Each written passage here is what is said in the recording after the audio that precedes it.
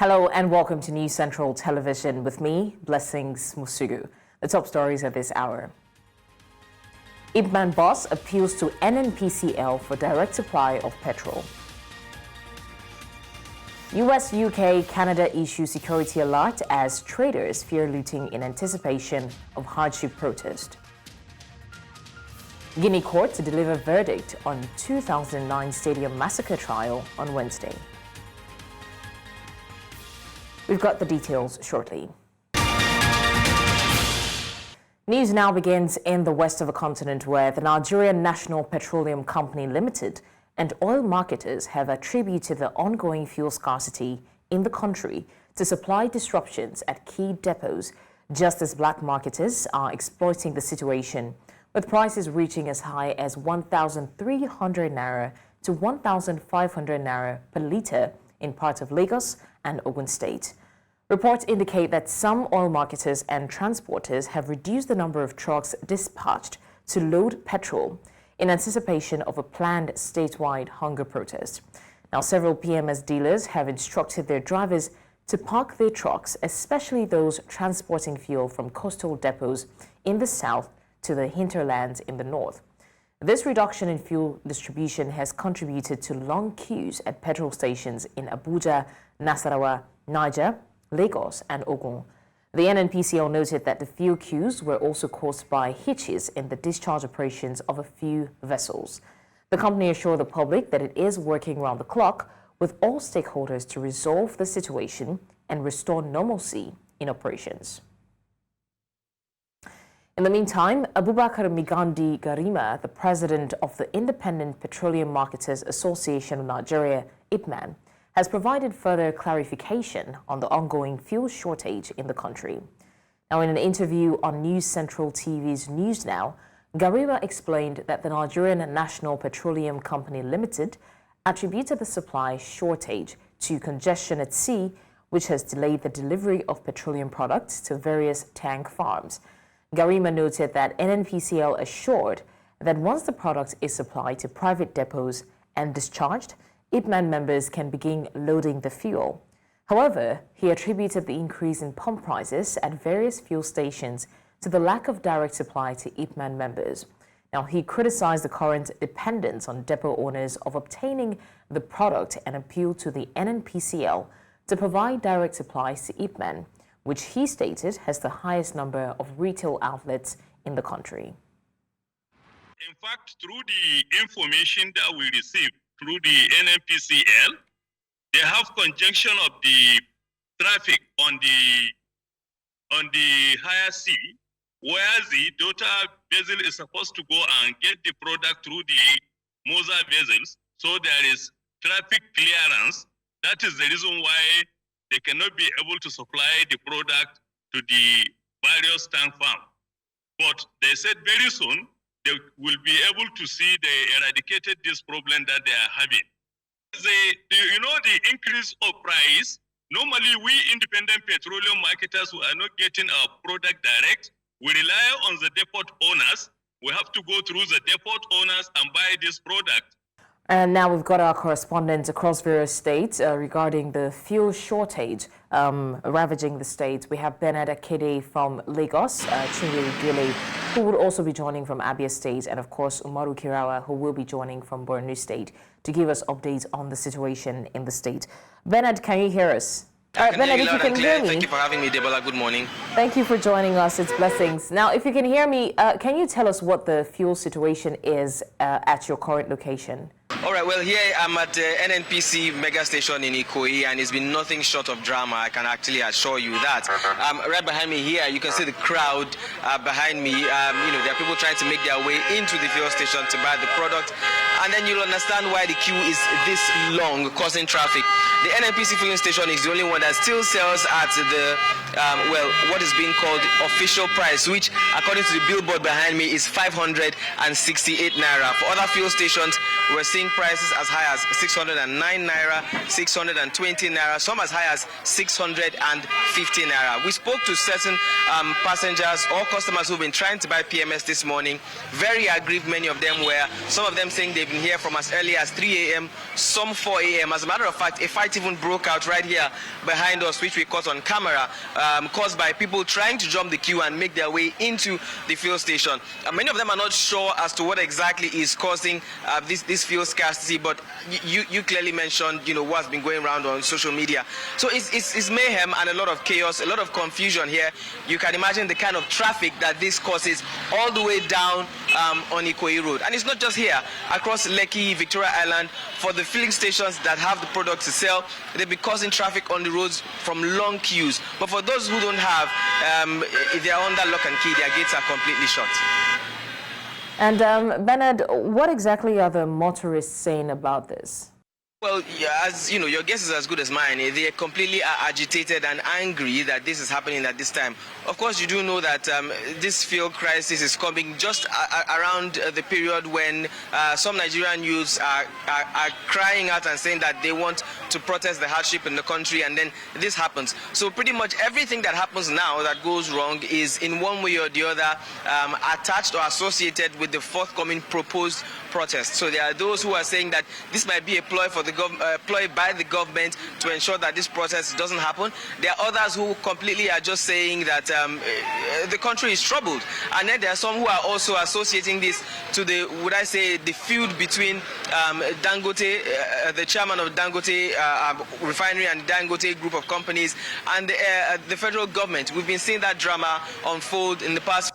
All right, Bernard, if you can hear me, I mean, you have mentioned that, there are speculations that this might be related to the forthcoming protests. But on a larger scale, do we have any idea how long this is going to continue? Honestly, Blessings, just like there's so many fuel shortages we've been seeing in the past, God knows how many years in the country, nobody knows how long this is going to last. The NNPC would say one thing and then we'll see something else when you hit the streets. We can only hope, join hope with motorists all across the country that this fuel scarcity doesn't last for too long, because as you know, with each passing day that fuel scarcity lingers on, it's an extra day of problem on Nigerians. And before I go, I'll quickly give you this. I noticed yesterday, just yesterday evening, I stepped out to buy fuel myself. I didn't even know that there was fuel scarcity, and the filling station I was at stopped selling just before I got there. And here's the kind of effect that has on the people. Now, the black marketers just selling right in front of me, opposite the filling station, convincing customers, I beg your pardon, that the fuel they are selling is authentic, that they bought from the fuel station. But they were willing to sell at 1,000 naira, 1,500 naira per liter. And immediately the fuel station stopped selling. News began to spread among the black marketers. They were telling one another, look, so-so fuel station has stopped selling, so now we're selling 5 liters, no longer for 5,000 naira, but for 7,000 naira. And that's how the news began to spread from one black marketer to the other. In front of me, I saw the price increase from 5,000 for 5 liters to 7,000 for 5 liters. And that's, so you can imagine the kind of anger and agitation that will be, with the people who are buying petrol around this period. They are at the mercy of black marketers who will decide to increase the price as high as they want, anytime they want. All right, thank you so much, Bernard. I think we have Umar Kirawa, who is also joining us from Borno State. Let's get his view as well. Kirawa, good morning. What is the fuel situation in Borno State currently? Well, currently in Borno State, particularly Maiduguri City, the state capital, there is no issue of fuel shortage in the state capital. However, one major issue of concern to motorists and the likes is that there is disparity in prices of the petrol, where at some filling stations, like the one behind me now, they are selling at the cost of 800 naira per liter. This is basically why you see a lot of vehicles here are waiting patiently for their turn to get fuel. But in other filling stations where they sell at 870 naira per liter and above some, there are no queues. You see vehicles coming in and taking fuel. And of course, one of the unfortunate incidents here in Borno is that black marketers sell, some black marketers, particularly along the Bulunkutu area, they sell the petrol at the price of 800 naira, which is lower than other petrol stations selling within the state capital, which has many questions on the lips of motorists, commuters, and so on and so forth, throwing questions on whether there are regulatory agencies monitoring these activities or not. All right, Umar, also, I mean, Bernard did mention that for Lagos especially, some of the fuel distributors had asked their transporters to halt the transportation because of the planned protest. Is it the same situation there, or what is the reason that has been given for the fuel scarcity? Well, like I've said earlier, here in Borno, we do not have any issue of fuel scarcity. The major issue of concern here is disparity in the prices of petrol. And with regard to the issue of protest, today I went on the street. I was asking people on the street, particularly the youth and other businessmen, with regard to the forthcoming nationwide strike, their viewpoints, what needs to be done, and so on and so forth. They said a lot of things, particularly solution-based approach, which the government needs to do. So by and large, for us here in Borno, there is no any issue of fuel shortage, and the only problem is the issue of fuel disparity. And here with me, I have somebody who will tell us more with regard to the situation here. So tell us your full name. My name is Garba Mohammed, resident in the State Capital. Okay, so what is it like, the situation of finding petrol here in somehow, the oil scarcity in Maiduguri is less. Looking at the differences of the prices in the other filling stations, like this one, we are here now, this Matrix filling station, they are selling at the liter 800 naira per liter. Some of the filling station, the independent marketers, those that are not company, they are selling like 900 and 870, 880, depending on how they make their price. And the one thing aside is the black market. Some of the black market are even selling below the price of some of the filling stations, and the liter their liter is more good than some of the filling stations, because you find out that when you buy a 2 liter in the filling station, you can, when you measure it, you find out that the liter of black market is more quantity than the filling station. So these differences. They are quite most of the motorists, and then those that are going to the filling station and buying for points, they know all this situation. Okay, as a concerned Nigerian, what do you think needs to be done to ensure that this issue of disparity in the prices of the petrol are addressed? And of course, the issue of black marketers selling below the cost of normal filling stations, and of course, the liter, as you said, it's more accurate than other people. The main issue that needs to be addressed here is a regulatory body. I don't think now, after the merging of the DPR and the other bodies and the NNPCL, I don't think we have for now a functional regulatory body that can regulate all these the prices, and then the issue of the quality and the quantity of the liters. All right, Umar, if you can hear me, we'll need to move on. The regulatory body to come in and then make sure all these. All right.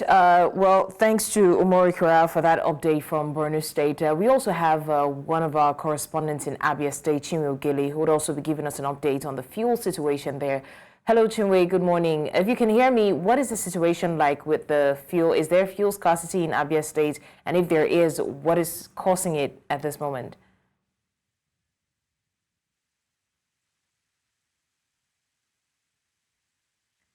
Chinwe, can you hear me? Good morning, Blessing. The situation here is such that there is no scarcity. Yes, I can. All right, please go ahead. Hello. Yes, Chinwe, please go ahead. Yes. Okay, so the situation in Umar here, Abia State Capital, is such that there is no scarcity anywhere. Most petrol stations are not dispensing, they are not selling to anyone. And then those that are selling at different prices. You know, the NNPC mega station and its outlet in the town are selling at 595 naira. One of the filling stations I visited this morning was selling at 695 naira. And then a whole lot of them are selling at between 800 naira to 850 naira. And that is a major concern for a lot of people who I spoke to this morning. All right. Well, thank you so much, Chinwe Ogile, for the update. And of course, a big thank you to Umoru Kirawa as well, giving us the update from Borno State, and Benedict Kede from Lagos State. We're going to be looking out to see what the situation is like. Thank you once again to our correspondents. All right, let's also tell you that Special Advisor to President Bola Tinubu on Media and Publicity, Ajuri Ngelale, has said that nobody can stop the citizens from protesting. The spokesperson was addressing concerns about the Tinubu government's stance on peaceful protests planned for August 1st to 10th. Now, he insisted that the current administration does not want to dominate Nigerians. He also added that no organ of the administration has the authority to prevent Nigerians from protesting. He, however, acknowledged fears surrounding a potential hijack of the protest similar to the End SARS movement of 2020. And now in a related development, the United States, United Kingdom and Canada have issued security alert regarding potential violence during the planned August 1st #endbadgovernance protest in Nigeria.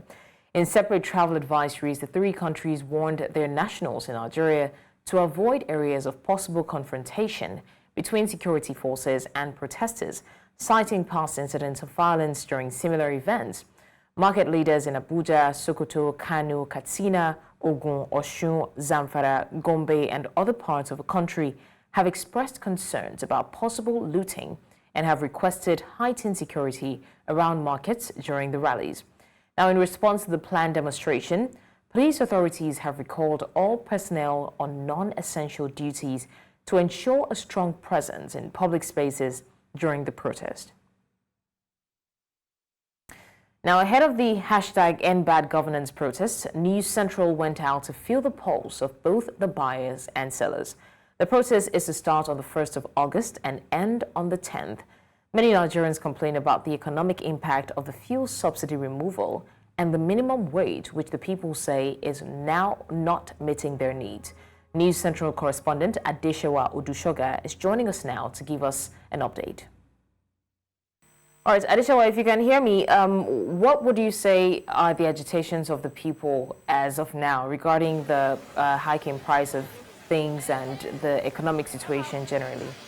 All right, when we got to the market, the intention was to check for panic buying ahead of the nationwide protest that was set for August 1st, that's Thursday later this week.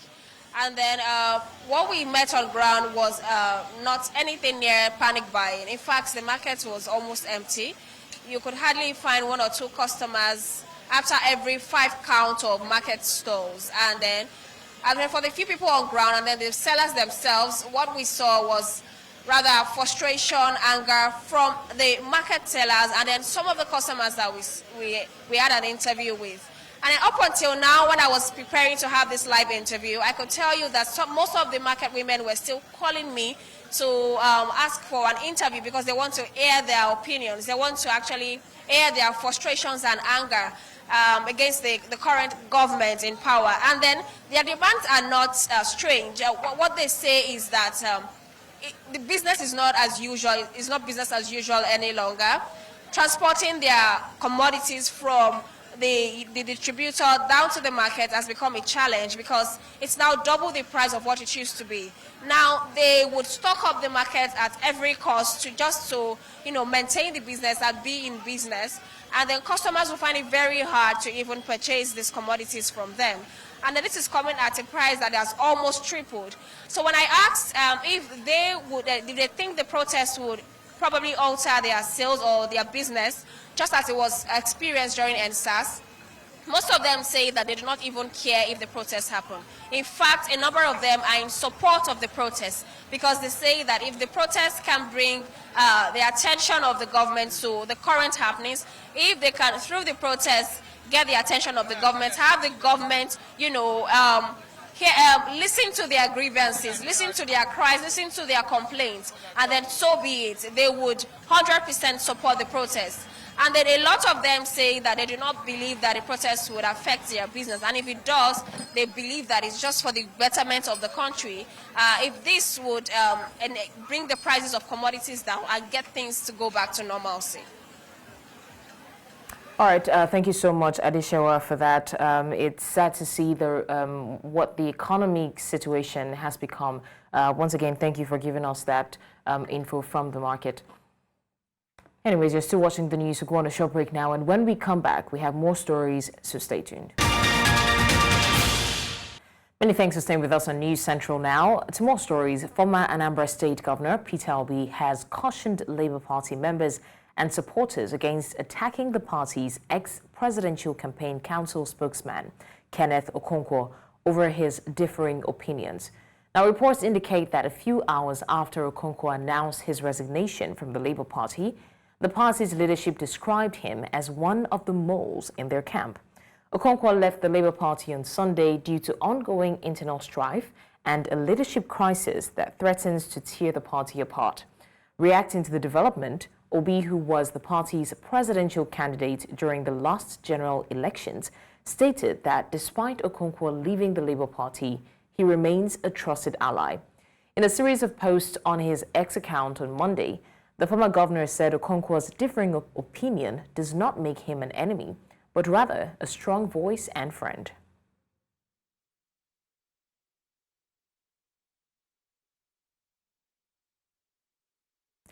Now, Nigerian refugees from the Mbobu community residing in Chad have called for economic support to engage in large-scale agriculture. Fleeing conflict and instability in their communities, these refugees are increasingly experiencing desires for repatriation amid efforts to rebuild their lives. News Central's Umoru Kirawa, who interacted with the people in the Ngumbo community in Chad, now reports. The retrogressive activities of insurgents in the various communities of the Lake Chad region led to some people deserted, running away from their hometowns. With the echoes of conflict fading away, the refugees are now yearning for repatriation to pick up the pieces of their lives in their home country, Nigeria.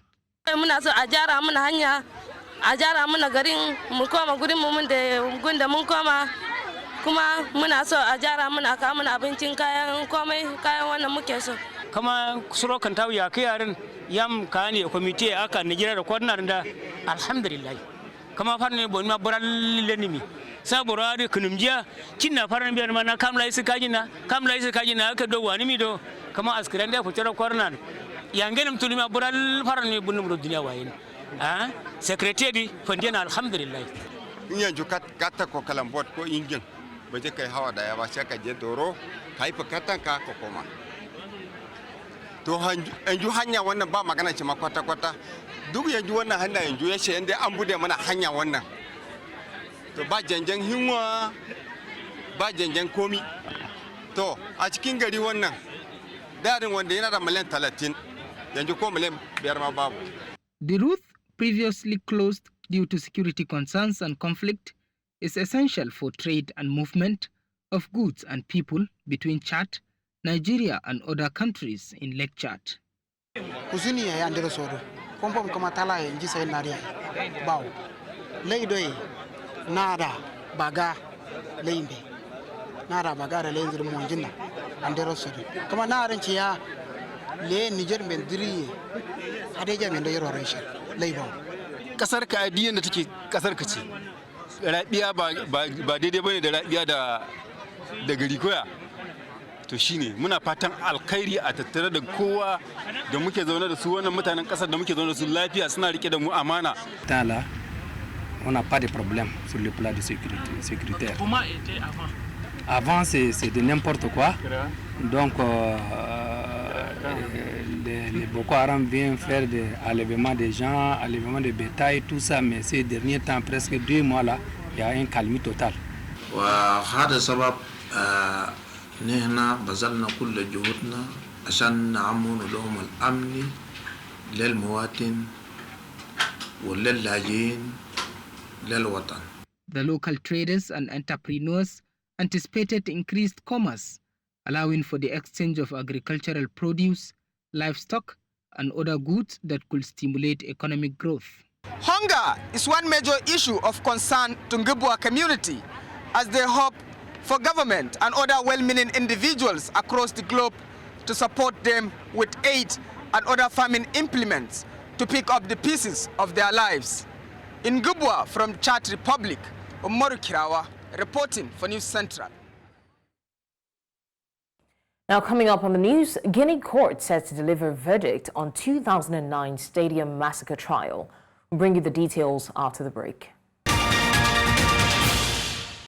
Thanks for staying with us. Now, a Guinea court will deliver its verdict on Wednesday in the trial of ex-dictator Moussa Dadis Camara, accused of orchestrating a 2009 massacre where over 150 people were killed and numerous women were raped. According to a UN-mandated commission of inquiry, at least 156 people were killed, 109 women were raped, and hundreds were wounded in one of the darkest episodes in Guinea's history. Victims who had long awaited justice doubted a trial would ever occur until it was initiated by a junta that seized power in 2021. Dadis Camara, along with 11 other government and military officials, face charges of murder, sexual violence, torture, abduction, and kidnapping. He has consistently denied responsibility, attributing the violence to his subordinate. The landmark trial, which began on the 28th of September 2022, has captivated the nation, with courtroom proceedings in broadcast, television, and radio across Guinea. Now, defense lawyers in Senzo Meyiwa's murder case say the evidence being brought by the state is being fabricated. The lawyer of accused number 3, Charles Nisi, told the court that the cell phone numbers that the state believed were linked to accused number 5, Sifisokule Ntuli, were fabricated by state witnesses, and that Ntuli never called Kumalo prior to the killing of Meyiwa. Cross-examining state witness and Vodacom supervisor Pinky Vidilingam, Nisi argued that the alleged Ntuli cell phone number that Vidilingam and other previous state witness and data analyst Colonel Lambertus Stein did not match. Now, Theodacom supervisor also refused to comment on the issue of the discrepancies and maintained that their data is uneditable. And now to discuss this, I'm joined by a legal analyst, Mpumelelo Zikalala. Thank you so much, Zikalala, for joining us. Good afternoon, and also good afternoon to your viewers. Good afternoon. I would start by asking what your thoughts are on the latest findings regarding the phone records of the 5 accused and how they relate to the time and location of Senzo's murder. I think what the records, remember, there are independent evidence that would come in from third parties, which is meant to sort of to verify the state's or utterance of saying that these accused knew each other. So you must look at it from that angle of saying, are these telephone records able to prove that there was prior communication before the occurrence of the event, during the event, and even after? If there's any significance or any evidence that can lead to those, then it does prove that they knew each other. It does prove that they acted in concert. The only thing that you don't know is the content of the conversations which were taking place at that time. So they must be looked at in isolation just as much, but they must be looked at within the overall context of saying that, are they able to prove or to link that there's prior communication? If the answer is yes, that means it would have served their purpose from the side of the state. All right. How significant would you say these phone records are as evidence regarding the accused whereabouts, and could this potentially exonerate them? It is very important evidence. In fact, it's quite crucial. Not necessarily that it would exonerate them, but it will help prove when they get into the witness stand and they state their own version, if the content of the cell phone records is going to collaborate those. So if you say I was not at place A on this particular day, the cell phone evidence proves that the chances of you being branded as a person who is lying are very minimal. However, if that evidence is going to go against you and prove that you were in that place, there was prior communication between that time and now, then that means that whatever evidence which has been brought by the state is indeed one that should be believed, is indeed one that can end up landing in jail. So in the assessment of the evidence, which is currently being discussed or during cross-examination or even at a later stage, it should only be noted or looked at in its entirety, not in its isolated moment, but most importantly, look at it after the accused has gone into the witness box and they've placed their version officially from their own mouths. Then you can be able to see, well, this person there's no way that they could have been in two places at the same time. There were in no way that they were at the place in which they are alleged, which they were in, and there's no involvement on them in this particular matter. So there might be components that might not be true, or components that might be reasonably expected or be rational. But if the chunk of the other components is actually true, then that works against them in terms of the piece of evidence or the information which is available. Right. Now, also, the previous evidence suggested that the accused had contacted Khumalo. With the new evidence contradicting this, how might this affect the credibility of those testimonies and the overall case? Well, it might affect the credibility of the witnesses that might be there. However, if you look at the evidence itself, just look at what it does prove at the end of the day. Remember that Kelly Khumalo is not on trial. The only individuals that are on trial are those 5 individuals sitting in that accused box. So the most important question is, as we are sitting there, the 2 individuals that went in, are we able to find any fingerprints or evidence which is going to link you to the crime? Are there any weapons that were utilized that have been linked to you? Are there any communication levels or evidence that says you have met prior to the date of the incident and even after the date of the incident and had discussions, so you knew each other from the start?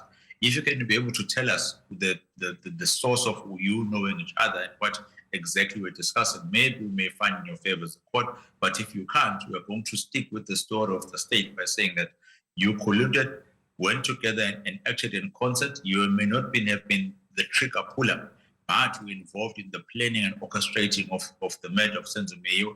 Hence, we are going to punish you just as equally as you're going to punish the trigger puller at the end of the day. So the cell phone evidence is simply there to say these are individuals that know each other. These are individuals that communicated with each other prior to the incident and during and even after. So the chances of them knowing what was happening at that time is pretty high, unless they can go into the witness box and say something which is different.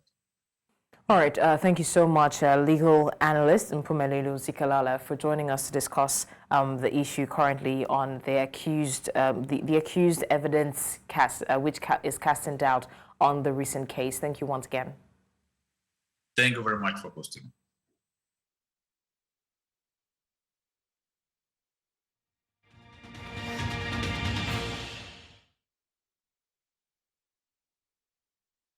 And now to World Wrap. Vice President of the U.S. Kamala Harris has said that she wants to regain the trust of Americans during her first public speech after announcing that she is seeking to become the first African-American woman to hold the office of U.S. President. She also comments on the shutdown, saying that U.S. President Donald Trump is holding the American people hostage over a vanity project that he calls a wall.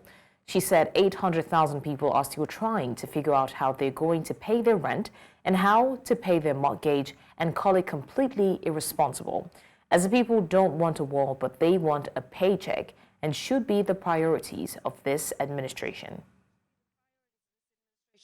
He is now holding the American people hostage over a vanity project that he calls a wall, while 800,000 people are trying to figure out how they're going to pay their rent, how they're going to pay their mortgage. It is completely irresponsible. And those folks don't want a wall, they want a paycheck. So let's be clear about what should be the priorities of this administration. Get the government back up and running. The core of my campaign is the people. It's about the people. And understanding that, as with any one of us, we all have lives that are complex. We are a diverse country, yes. And some people would suggest that in diversity, when there is a diverse population, one cannot achieve unity. I reject that notion, because this is my belief. Yes, we are diverse, and we have so much more in common than what separates us. Now for more on this, I'm joined by our international correspondent, Afua Hagen. Thank you so much, Afua, for joining us. Thank you for having me. All right, Afua, now an unprecedented amount of money was raised in support of Vice President Kamala Harris. What is the feeling inside the Democratic Party regarding that?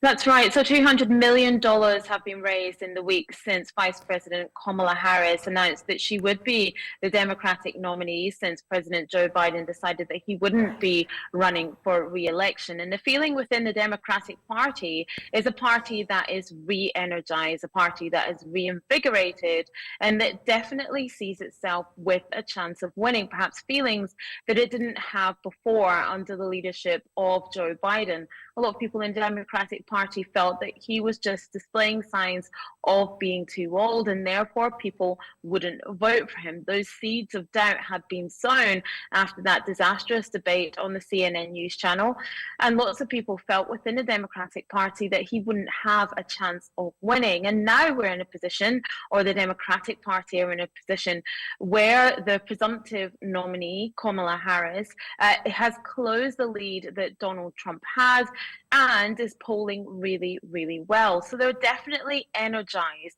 from the grassroots right up.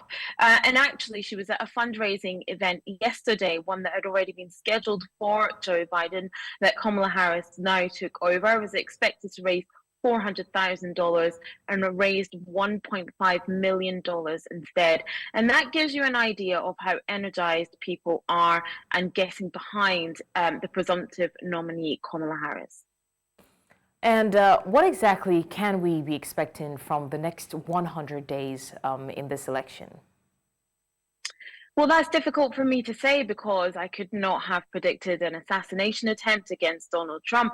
I perhaps could have predicted Joe Biden stepping back as a presidential nominee, but what we can say is that it absolutely will be unpredictable. But here are the key things we are looking for. So from the 1st to the 7th of August, you will have the Democratic Party sitting down and formally picking Vice President Kamala Harris as their nominee for the Democratic election to run for president.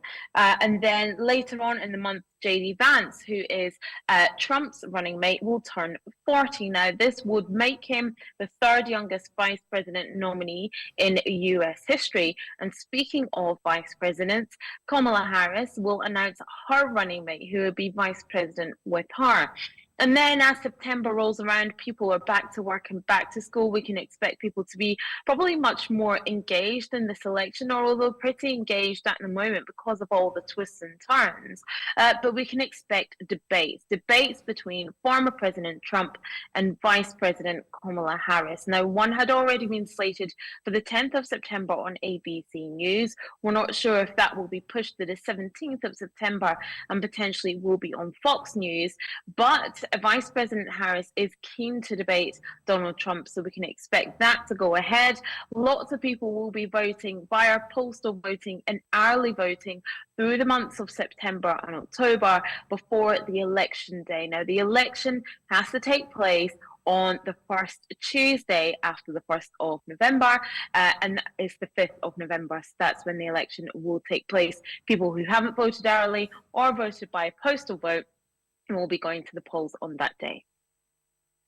All right, Afua Hagen, News Central's international correspondent, thank you so much for giving us the update, and we're looking forward to seeing how this plays out. Thank you. All right, to more stories now. Nicolas Maduro has been declared the winner of Venezuela's presidential election, but the opposition and key regional neighbors immediately rejected the official results. The Electoral Council announced that Maduro won re-election with 51.2% of votes, while opposition candidate Edmundo González Urrutia received 44.2%. Now, Maduro addressed supporters at the presidential palace minutes after the announcement to celebrate the declaration from his loyalist electoral authority.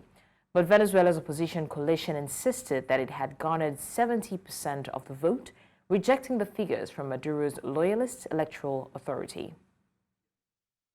Con El 80% de las mesas escrutadas y con un nivel de participación electoral del 59%, los resultados son los siguientes. Primero, Nicolás Maduro Moro, del Gran Polo Patriótico, obtuvo 5.150.092 votos, con un 51.20%. El candidato Edmundo González, de la Mesa de la Unidad, obtuvo.